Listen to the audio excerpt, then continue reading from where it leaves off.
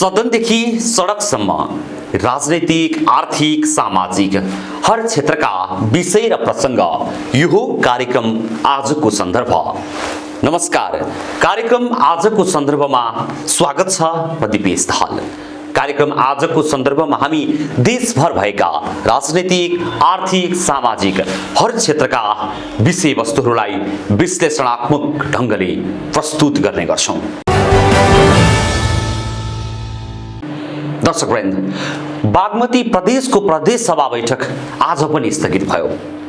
यति बेला मुख्यमन्त्री डोरमणि पौडेलको विरुद्धमा अविश्वासको प्रस्ताव प्रदेश सभामा दर्ता छ।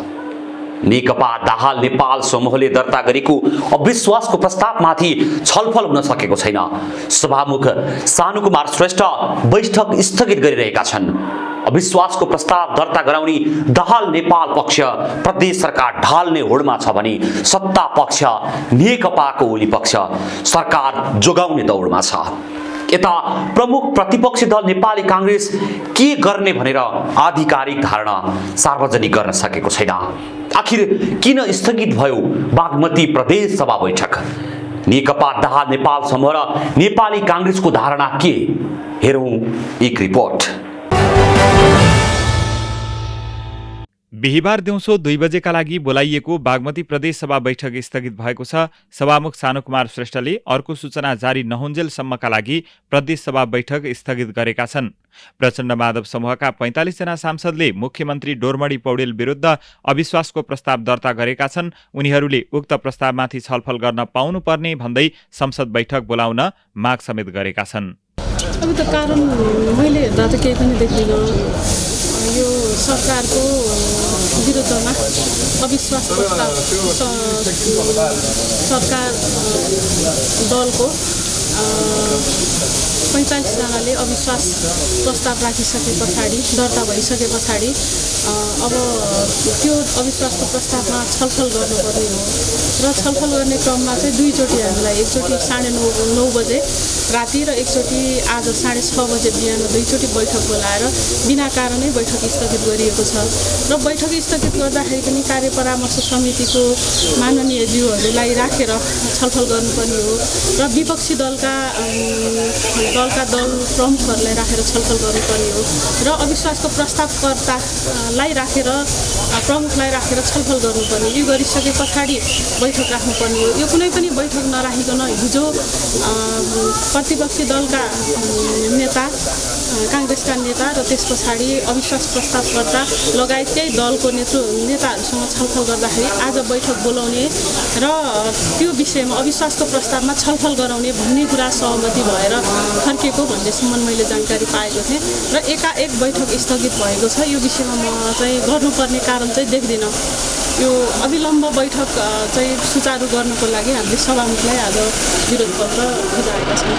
अब विकल्प भनेको चाहिँ उहाँले गर्नै पर्छ। एउटा सभामुख स्वतन्त्र व्यक्ति भएको कारणले गर्दाखेरि यो सबै समस्यालाई हल गर्ने भन्ने कुरा चाहिँ सभामुखको हातमा छ र उहाँले गर्नु भएन भने त विकल्प फेरि हामी सडकमा जाने बाहेक होइन, हामीले अरू थुप्रै विकल्पहरू छन्। त्यो विकल्पहरूको विषयमा अहिले खासै नभनिराख्नु। नेकपाको दाहाल नेपाल समूहका सांसदहरूले मुख्यमन्त्री डोरमणि पौडेल विरुद्ध अविश्वासको प्रस्ताव दर्ता गरेका छन्। उनीहरूले पटक पटक प्रदेश सभा सूचना निकालेर स्थगित गर्नु सभामुखकै कमजोरी भएको पनि बताएका छन्। उनीहरूले सभामुख सूचना निकालेर सम्पर्कविहीन भएको समेत आरोप लगाएका छन्।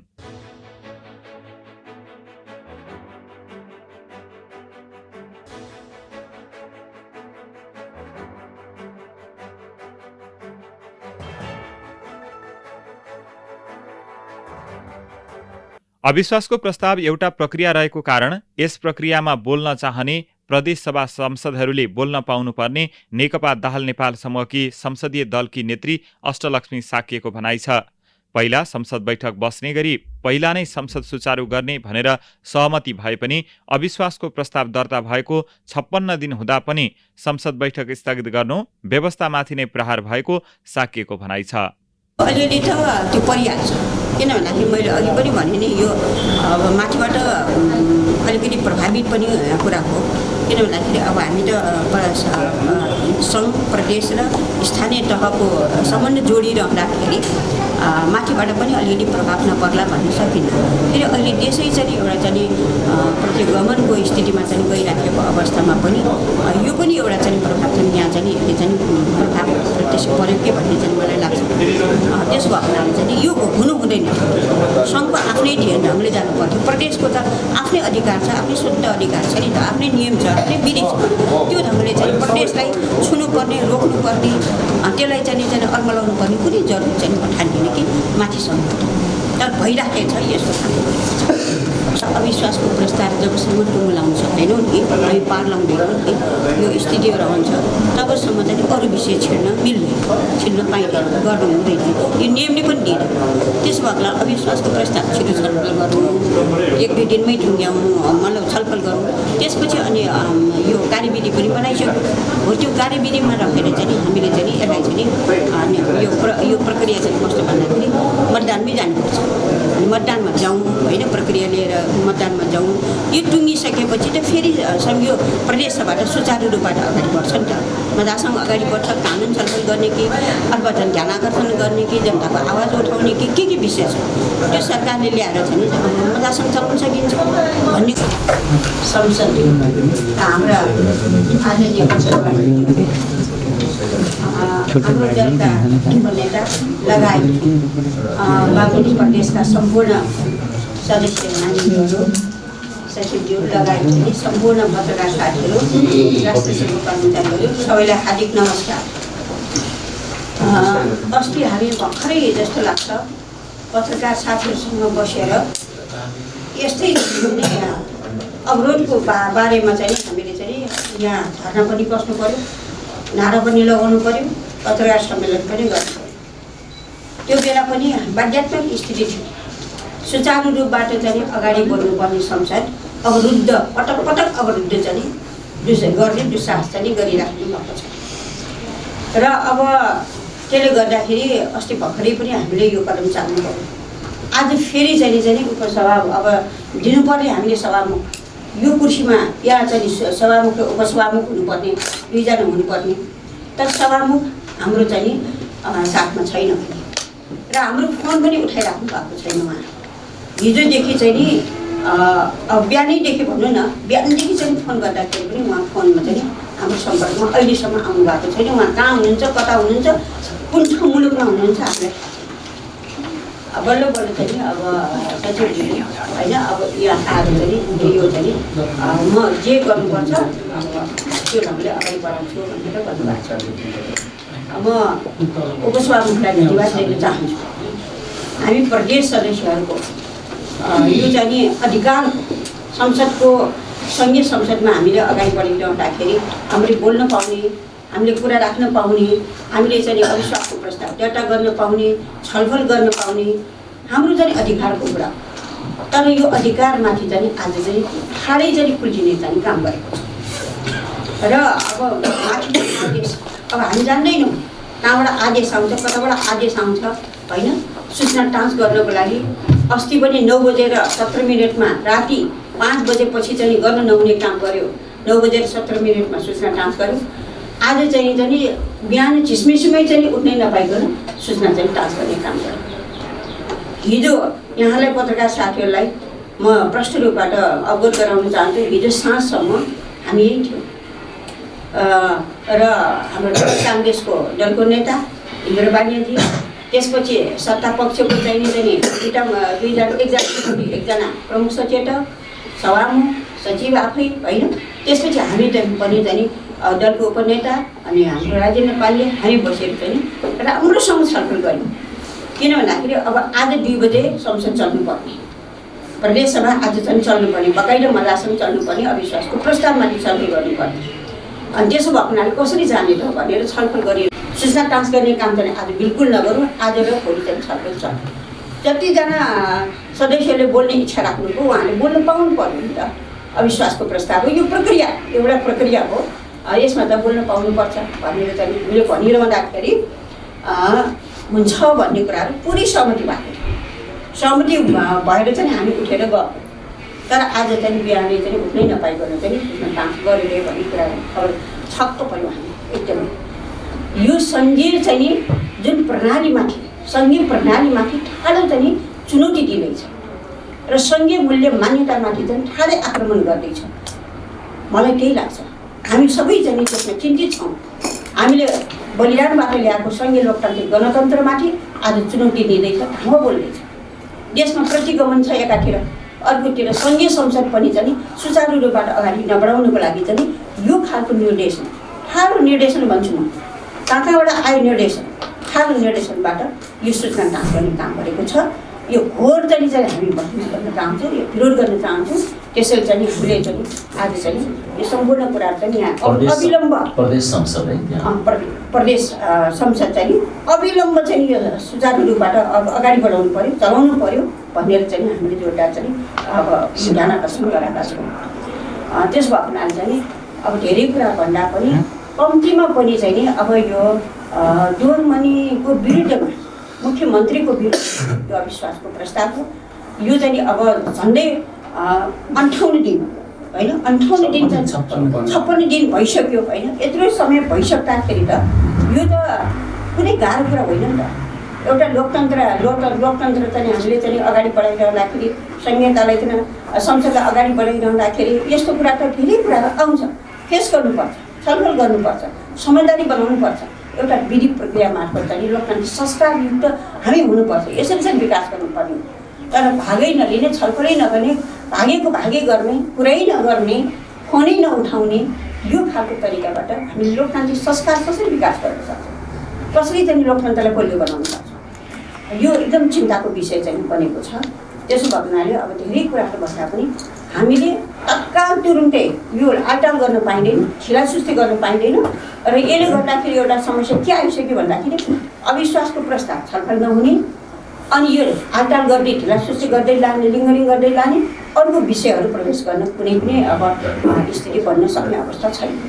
संसद अवरुद्ध जस्तै भएको थियो, अर्को विषय कुनै पनि छेड्न सक्ने अवस्था छैन जबसम्म अविश्वासको प्रस्ताव चाहिँ हाम्रो चाहिँ अन्तिम अवस्थामा हामी निर्णायक तर्फमा पुर्याउन सक्छौँ। अर्कोतिर चाहिँ अल्पमतको चाहिँ सरकार भन्ने कुरा हुन्छ, जबकि अल्पमत छ। त्यसो भएको हुनाले चाहिँ यो अब ढिला गर्न पाइँदैन, ढिला गर्न हुँदैन र छलफलबाट र विचार विमर्शबाट, छलफलबाट सूचना चाहिँ प्रभावलाई रोक्ने गरी चाहिँ यो चाहिँ यो चाहिँ सभामुख जस्तो गरिमामय पद, हाम्रो सबैको विश्वास त्यो पदले चाहिँ यो खालको व्यवहारहरू गर्नु हुँदैन भन्ने चाहिँ हाम्रो प्रश्न कुराहरू हो। त्यसो भएर चाहिँ छिटो यहाँको सभामुख हुनुहुन्छ होइन, सचिव हुनुहुन्छ र छिटो चाहिँ यसलाई चाहिँ विषयवस्तु बनाएर छलफलको विषय बनाइयोस्, छिटो चाहिँ निष्कर्षमा पुर्याउनुको लागि चाहिँ हामी चाहिँ यो जोडदार चाहिँ अब हामी गराइरहेछौँ। म सबै साथीहरूलाई यसमा साथ दिनुको लागि चाहिँ यहाँहरूको चाहिँ जुन साथ पाइरहेका छौँ त्यसमा चाहिँ फेरि पनि यहाँहरूले चाहिँ यो चाहिँ गलत संस्कारहरू विकास नहोस्, अलोकतान्त्रिक विकास नहोस् होइन, संहितामाथि यसरी प्रहार गर्ने कामहरू नहोस्, खालि हस्तक्षेप गर्ने कामहरू नहोस् भन्ने खालको कुरालाई चाहिँ यहाँले पनि चाहिँ अलिकति चाहिँ आवाज आफ्नो ठाउँमा उठाइ पत्र बुझाउनु भएको छ। खास के कारणले ध्यान आकर्षण पत्र बुझाउनु भयो? हामीले हिजो बेलुकासम्म आज संसद सुचारू चाहिँ 2 बजेदेखि संसद चल्नुपर्ने र त्यो संसदलाई कसरी व्यवस्थापन गर्ने, अब अविश्वासको प्रस्तावमाथि कसरी छलफल गर्ने। अब हिजो अस्ति पनि चाहिँ सूचना जाँच गरेर चाहिँ यसलाई अनिर्णयको पनि बनाइराखेका छ, छलफलको अगाडि बढ्न सकिरहेको छैन। त्यसो भएको हुनाले हिजो चाहिँ नेपाली काङ्ग्रेस प्रतिपक्षको नेता, सरकारको मन्त्री, मुख्य सचेतक, प्रमुख सचेतक र हाम्रो तर्फबाट पनि 2-3 जना हामी बसेर सभामुखको सामु राखेर, सचिव राखेर हामीले छलफल गरेका थियौँ। अब सूचना जाँच नगर्ने, यसलाई छिटो निष्कर्षमा पुर्याउने र आज चाहिँ नि यो सूचना जाँच नगर्ने र आजको बैठकलाई सुचारू रूपबाट चलाउने, अगाडि बढाउने। त्यस्तै पऱ्यो भने भोलिसम्म जानुपर्छ भने पनि भोलिसम्म जाने।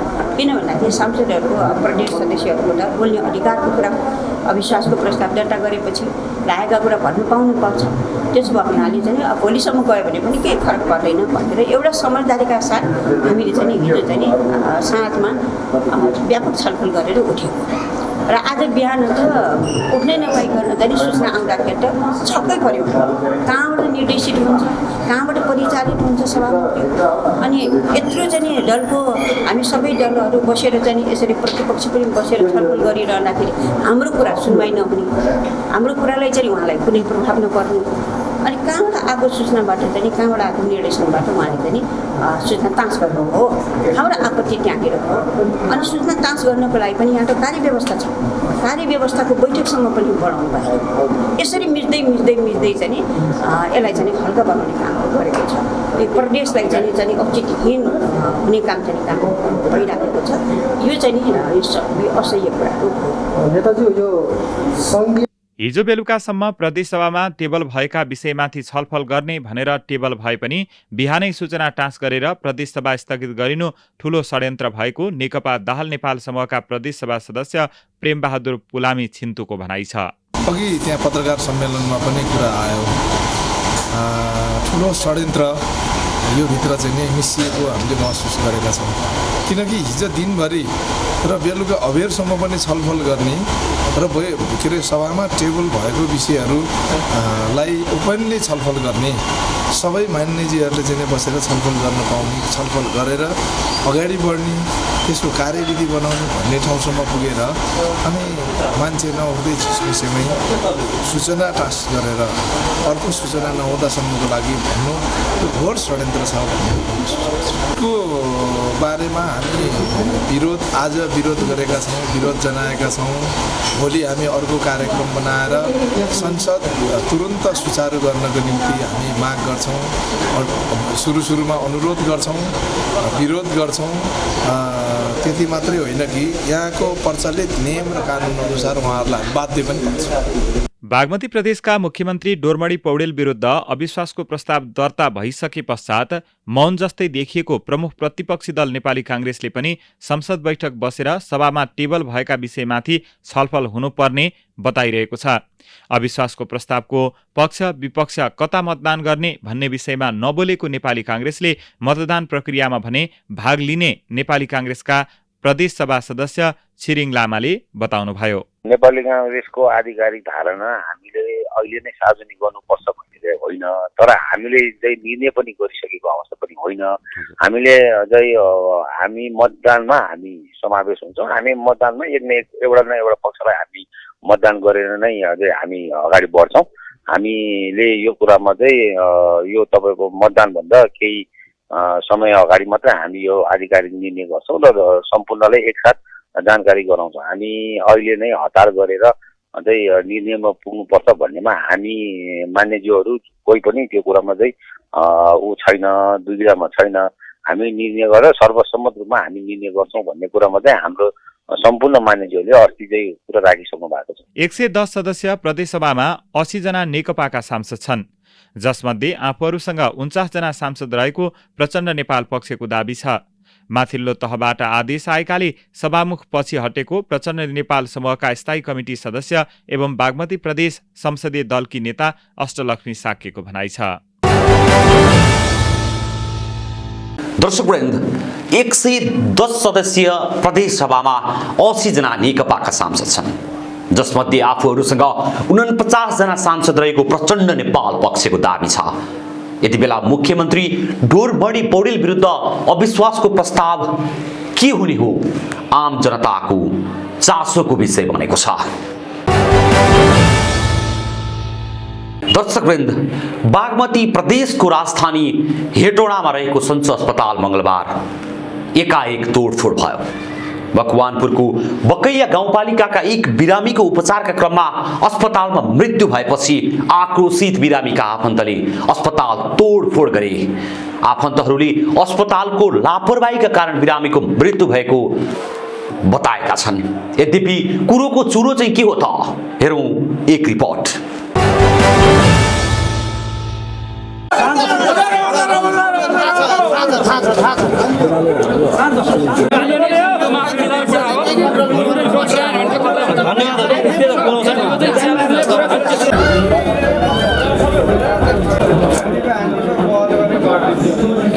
यो दृश्य हो बागमती प्रदेशको राजधानी हेटौडामा रहेको सञ्चो अस्पतालको। मङ्गलबार बेलुका 9 बजे सन्चो अस्पतालमा तोडफोड भयो। तोडफोडको कारण हो एक बिरामीको मृत्यु। मकवानपुर जिल्ला बकैया गाउँपालिकाका 58 वर्षीय एक क्यान्सरका बिरामीले रगत बमेट गरेपछि उपचारका लागि हेटौँडा स्थित सन्चो अस्पतालमा ल्याइएको थियो। उनलाई सन्चो अस्पतालका चिकित्सकहरूले उपचारका लागि औषधि दिँदै गर्दा मङ्गलबार बेलुका नै निधन भयो। त्यसपछि एकाएक अस्पतालको माहौल तनावग्रस्त बन्यो। मृतकका आफन्तले हो हल्ला गर्दै अस्पतालमाथि तोडफोड गर्न लागे। जुन भिडलाई नियन्त्रण गर्नका लागि जिल्ला प्रहरी कार्यालयबाट प्रहरी नै परिचालन गर्नु पर्यो। अस्पतालले 1 बोतल स्लाइन दिएको र अर्को एउटा सिरिन्ज दिने बित्तिकै बिरामीको निधन भएको मृतककी श्रीमतीको भनाइ छ। यो भएको चाहिँ यसो भयो सर, यस्तो भयो, पहिला सलाम पानी लाउनु भयो उहाँहरूले, अनि एउटा सलाम पानी सक्यो। त्यो सलाम पानी सकेर पछि अनि के भयो भने मलाई गाह्रो भयो, पिसाब आयो भन्नुभयो, छटपट्यो। अनि छटपट पिसाब आयो, पिसाब फेर्ने भन्यो। यो भतिज र मैले यस्तो गरेर अठाएर समात्दाखेरि नि मलाई पिसाब फेर्नु लगाउन रे। अनि त्यो टुले त्यो बारेर अनि त्यसपछि पिसाब फेर्नु पर्यो भन्दै ऊ डाक्टर आउनु भयो र यतापट्टि समातिरहेछ। उसले हात समातेर सुई लाउनु भयो। हो न त नि लटिने सुई लाउनु भएको हो क्या अरे भन्ठाने हामीले। अनि अब त्यहाँदेखि त छोरालाई आइसीमा हालौँ, बाउ आइसीमा हाल्ने, तपाईँको बाउ आइसीमा हाल्नुपर्छ भनेर भन्यो। उता लग्यो छोरालाई। अनि त्यसपछि मैले बाउले त खुट्टा एउटा मात्रै तन्क्यो, एउटा त तन्केन त बाबु, आउनु न, अहिले त बोल्दैन, छटपट्नु नि छैन, लटिनु सुई लगाएको हो कि के हो भनेर छोरालाई बोलाएर ल्याउँदाखेरि त खुट्टा तल तन्काउँदाखेरि त बाउ त गइसकेछ। यसो गरेर आँखु गारेर हेरेँ मैले। आँखु गारेर चित्त बुझेन मलाई, अनि त्यसपछि मैले दाँत उगारेर हेर्दाखेरि दाँत बानिसकेछ के। पानी पनि खुवाउनु पाएन, ब्लड गएको बिहान। अनि त्यही भएर ल्याएको भएको त्यति भयो कि पछि लाटोमा 4 बजे टाइममा सुई लगाइदियो। एकदम बोलिरहने के घर लानु कि ऊ त भरतपुर लानु भन्नुभएको थियो। उसले सुई लाउनु पर्दैन, हामी भरतपुर लगेर जान्छौँ अब भनेर भनेको। त्यसो भन्दाखेरि उनीहरू आउनु भएर थपक्क सुई लगाइदिनु भयो। सुई लगाइदिएपछि त अनि मान्छे त बोल्दैन, केही पनि भनेन। मलाई 1 बजन कुरो पनि बोल्नु पाएन, पानी पनि खुवाउनु पाएन, त्यतिकै बित्यो। बिरामीका अर्का आफन्तका अनुसार बिरामीलाई फोक्सोको क्यान्सर भएको थियो। मङ्गलबार बिहानै अकस्मात रगत बमेट गरेपछि अस्पताल ल्याइएको हो। उपचारका लागि सन्चो अस्पताल भर्ना गरिएको बिरामी 1 बोतल स्लाइन दिएको र बिरामीले गफ गरिरहेको एक आफन्तको भनाइ छ। त्यसपछि एउटा सिरिन्ज दिएपछि बिरामीको मृत्यु भएको आफन्तले नेसनल गोल्ड टेलिभिजनलाई बताए। 5 मिनट गर्ने भन्दै हुनुहुन्थ्यो बाउ। अन्त एउटा 5 मिनट गर्ने भन्दै अब लास्टमा यो चाहिँ लास्टमा मात्रै आइपुग्यो त्यहाँ। जब त्यो इन्जेक्सन हान्ने बेला हो त्यतिखेर मात्रै। अनि त्यहाँबाट मैले समातिरहेको थियो। अनि त्यहाँबाट त्यो अब डक्टर त होइन, त्यो आएर अब इन्जेक्सन दियो। बाउ चलिरहेको थियो बुढो एकदम पहिला। पछि त्यो इन्जेक्सन दिए पछाडि चाहिँ एकछिन त्यतिकै शान्त सास मात्रै फेरिरह्यो होइन। अन्त एकछिन पछाडि त बुढो सिद्धे क्या। डक्टरहरूले चाहिँ भन्दै हुनुहुन्थ्यो पहिला त्यो एक्सरे यताउता गर्दा लिभर खराब भइसक्यो अरे। खासमा चाहिँ उसको क्यान्सरै हो पहिलेदेखि मैले जहाँसम्म थाहा भएको चाहिँ। छटपटाएन, एकदम छटपटाएन, बुढो एकदम बेहोस जस्तो भयो। जस्ट सास मात्रै फेरिरह्यो। एकछिन पछाडि त्यत्तिकै सक्यो। एकछिन त्यस्तै 8 देखि 10 मिनटभित्रमा त्यत्तिकै त्यहाँबाट बुढो सिद्धै छ त्यहाँबाट। उपचारको क्रममा बिरामीको मृत्यु भएपछि आफन्तहरूले अस्पतालमा तोडफोड समेत गरेका छन्।